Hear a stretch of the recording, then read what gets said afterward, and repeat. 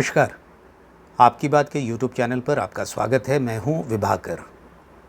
प्रधानमंत्री नरेंद्र मोदी आगामी 28 मई को नए संसद भवन का उद्घाटन करेंगे और जैसे ये खबर आई कि वो इसका उद्घाटन करेंगे, वैसे ही विपक्ष के तमाम नेताओं ने विरोध करना शुरू कर दिया है।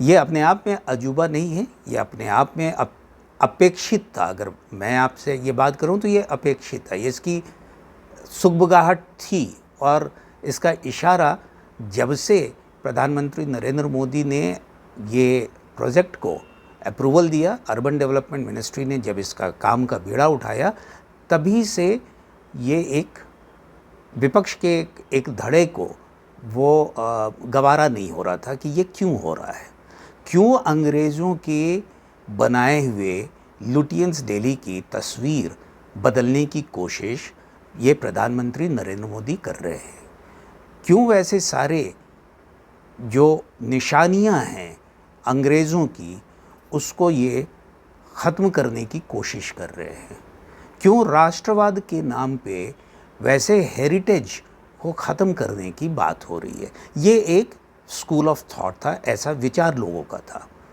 लेकिन प्रधानमंत्री ने एक जिम्मा लिया। वो जिम्मा ये था कि जो आज़ादी के जो मत वाले लोग थे, जिन्होंने आज़ादी के लिए किया था, जो अंग्रेज़ों से नाता तोड़ना चाहते थे, वो अंग्रेज़ों की कोई निशानी अपने आज़ाद भारत में देखना नहीं चाहते थे। ये बहुत लंबे समय तक नहीं हो पाया था। लेकिन प्रधानमंत्री ने ये सोचा कि जब हम आज़ादी के 75वें साल मनाएंगे तो उस दौरान हम कम से कम भारत के जो संसद है, अपनी जो संसद है, जो लोकतंत्र का मंदिर है, यहाँ के लोगों की जहाँ पे आकांक्षाएं पूरी होने की गुंजाइश होती है, उस मंदिर को स्वदेशी होना चाहिए, उसे अपने लोगों के द्वारा बनाया हुआ होना चाहिए। इसमें भारत की सभ्यता और संस्कृति की झलक होनी चाहिए।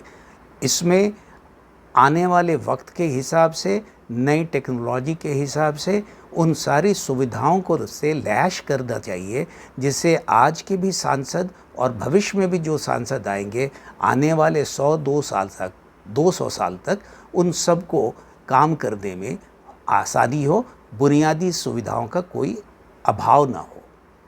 ये एक दूरदर्शी, दूरगामी सोच की तरह से था। वो ऐसा नहीं था कि ये बात, ये सोच इसके पहले नहीं थी। दरअसल ये चर्चा बहुत लंबे समय से चल रही थी कि 100 साल पुराना हो चुका है।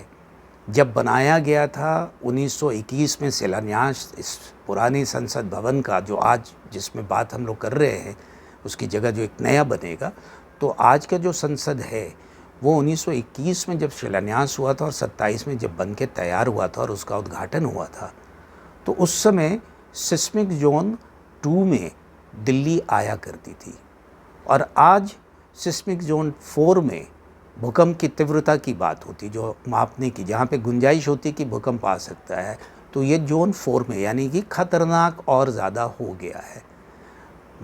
जो बिल्डिंग है वो जर्जर हो चुकी है कई इलाकों में। सामने से हर जगह तो वो दिखता नहीं है, लेकिन अंदर से कई चीज़ें, काम करने के लिए उतनी ज़्यादा जगह नहीं है, क्रैम्प है, भीड़ है। बैठने के लिए जो सांसदों की जब बात होती है तो सीटों को बिल्कुल सट के बैठने की ज़रूरत होती है। अग्निशमन की ज़रूरत पे, इमरजेंसी के समय पे सिर्फ एक एग्ज़िट गेट है।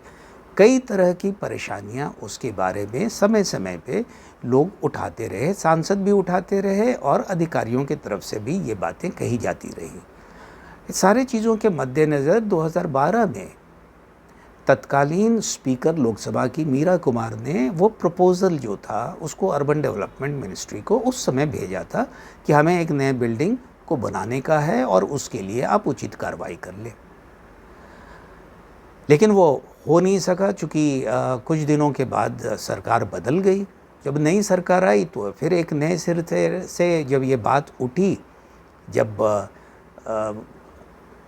2014 के बाद सुमित्रा महाजन स्पीकर बनी लोकसभा की, तो उनके तरफ से ये बात आई और अर्बन डेवलपमेंट मिनिस्ट्री में वो बात भेजी गई। उस समय तत्कालीन जो उस समय मंत्री थे वो थे वेंकैया नायडू जी। ये बात चल रही थी और 2019 में जाके अर्बन डेवलपमेंट मिनिस्ट्री से रिक्वेस्ट फॉर प्रपोज़ल आया उस चीज़ को लेके। बात हो रही थी कि 2022 तक ही इसको बना लिया जाएगा, लेकिन 2020 में ही पहली चीज़ की कोविड आ गया और दूसरी चीज़ कि हर कदम पे चूँकि अड़चनें लगाई जाती रहीं तो उन सारी चीज़ों से थोड़ा काम देर से हुआ और दिसंबर 20 के बाद ये काम शुरू हो सका, लेकिन 2.5 साल के अंदर में इन सारे चीज़ों को पूरा कर लिया गया। तो विरोध तो दर्ज करने के कई तरीके होते। कई लोग तो शिलान्यास के समय आए नहीं थे, तो उम्मीद थी कि इस बार भी वो यही करेंगे कि वो नहीं आना चाहेंगे। लेकिन जब वो नाम घसीटते हैं राष्ट्रपति महोदया को, महामहिम को, जब ये उठाते हैं कि वो संसद की सर्वोच्च वही हैं और जो सही बात है कि वो सर्वोच्च है, संसद की वो सर्वोच्च है, तो उनसे होना चाहिए। लेकिन दूसरी तरफ से ये बात हो रही है कि उन्होंने ही राष्ट्रपति महोदया ने ही ये बात संकेत दिया कि प्रधानमंत्री के माध्यम से होना चाहिए। दरअसल ये कंट्रोवर्सी करने की आवश्यकता ही नहीं थी। प्रधानमंत्री पॉलिटिकल एग्जीक्यूटिव के हेड हैं, इंडिया के देश के वो पॉलिटिकल एग्जीक्यूटिव के हेड हैं और ये काम एग्जीक्यूटिव की तरफ से हुआ है, ये पार्लियामेंट के तरफ से नहीं हुआ है, ये लोकसभा सेक्रेटेरिएट की तरफ से ये प्रपोज़ल गया, अर्बन डेवलपमेंट मिनिस्ट्री को गया और अर्बन डेवलपमेंट मिनिस्ट्री ने इस चीज़ को काम को अंजाम दिया और वो एक एग्जीक्यूटिव है, एग्जीक्यूटिव विंग ने किया, तो उस एग्जीक्यूटिव विंग के हेड के हैसियत से प्रधानमंत्री को बुलाया गया उनसे उद्घाटन कराने का। यही कारण था कि उनसे शिलान्यास भी करवाया गया था। यही कारण था कि जब वो अशोक जो हमारा जो स्तंभ है उसकी जो चीज़ नए पार्लियामेंट भवन के ऊपर में लगाने की बात हुई तो भी उसको करने के लिए प्रधानमंत्री ही वहाँ पे मौजूद थे। तो ये लोगों को पता था कि ये प्रधानमंत्री पहले के 2 ये कार्यक्रम को उन्होंने ही किया है तो ये भी वही करेंगे, घोषणा भी हो चुकी थी।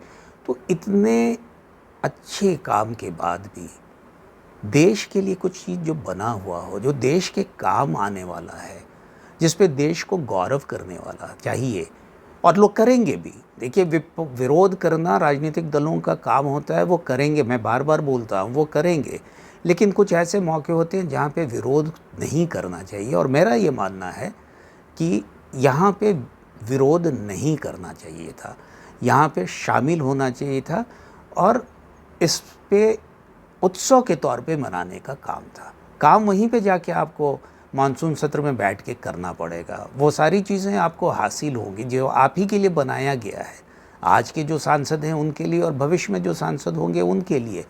फिर विरोध करने का कोई औचित्य समझ भी नहीं आता। जो आम जनता के भी जहन में यही बात आती है कि ये बेबुनियाद सा लगता है, क्योंकि हर कदम पे आपने रोकने की, टोकने की, आरोप लगाने की कोशिश की। अब एक और उसी कड़ी में एक और आरोप है, एक और किसी तरीके के इसमें परेशानी खड़ा करने की बात कर रहे हैं। ये किसी को भी अच्छा नहीं लगता। लोकतंत्र के भारत के खातिर, अपने देश के खातिर, देश के नागरिकों के खातिर इस विरोध का रोक देना चाहिए। मेरा ये मानना है, इस विरोध को रोक देना चाहिए। प्रधानमंत्री कर रहे हैं, उसमें शिरकत करनी नहीं। अगर आप शिरकत नहीं करना चाहते तो भी विरोध ना करें, ये मेरी गुजारिश होगी। लेकिन राजनीतिक दल राजनीति को समझते होंगे, मैं शायद भावना से बात कर रहा हूँ, एक आम भारतीय के हिसाब से इस बात को कह रहा हूँ कि कुछ मौके ऐसे होते हैं जहाँ पे राजनीति से परे हट के देश के लिए सोचते हुए का काम हर किसी को करना चाहिए, वो चाहे वो सत्तारूढ़ दल हो, चाहे वो विपक्ष के दल हो। देश किसी से भी बड़ा है। तो आज के अंक में बस इतना ही। आपसे गुजारिश करूँगा कि आप निश्चित तौर से इस चैनल को देखें, इसको सब्सक्राइब करें, लाइक करें और शेयर करें। नमस्कार।